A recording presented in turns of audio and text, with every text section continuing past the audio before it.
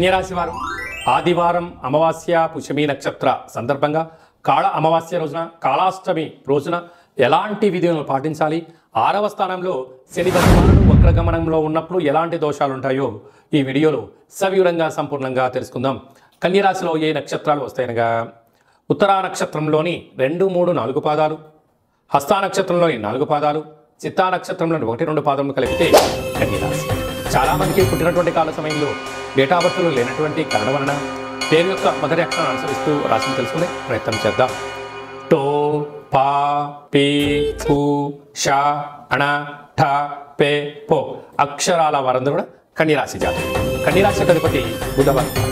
వీరికి రాశిలోనే కేతు సంచార స్థితి ఉండడం, 6వ స్థానంలో శని భగవానుడు కుంభరాశిలో వక్రగమన ప్రయాణం అవ్వడం వలన విశేషంగా రుణ సమస్యలు, రోగ సమస్యలు, శత్రు సమస్యలు పొంచి ఉండినను నూతనంగా వివాహమైన దంపతులకు పుత్ర పుత్రిక సంతాన యోగము, తల్లిదండ్రుల నుంచి ఆస్తులు చరాస్తులు, మీరు ఎదుగుదలకు మీ తల్లిదండ్రుల నుంచి, బంధువుల నుండి, మిత్రుల నుంచి అనేక రకాలమైనటువంటి ధన సంపద మీ సొంతం కాబోతుందని చెప్పి గమనించాలి. ప్రేమికుల మధ్య చాలా సయోధ్య అవసరం.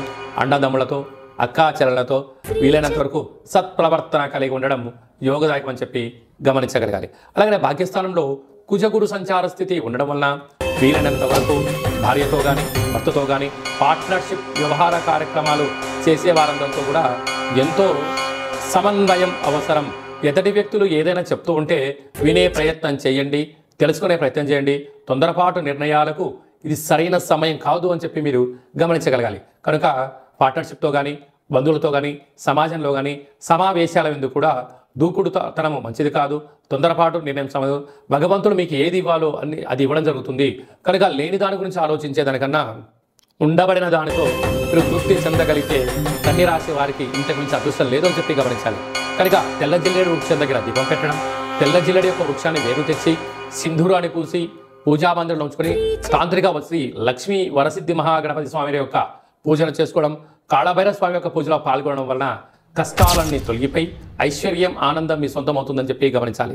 స్వయం వృత్తులు, సేవా రంగాలు, వ్యాపారాలు, హోటల్ వ్యాపారాలు, కర్రీ బిజినెస్లు, అలాగనే రియల్ ఎస్టేట్ రంగాలు, గృహ భవన నిర్మాణ కార్యక్రమం చేసేటువంటి వారు, అనేకమైన మార్కెటింగ్ రంగంలో ఉండబడే వారికి చాలా మంచి కాలము అని చెప్పి గమనించాలి.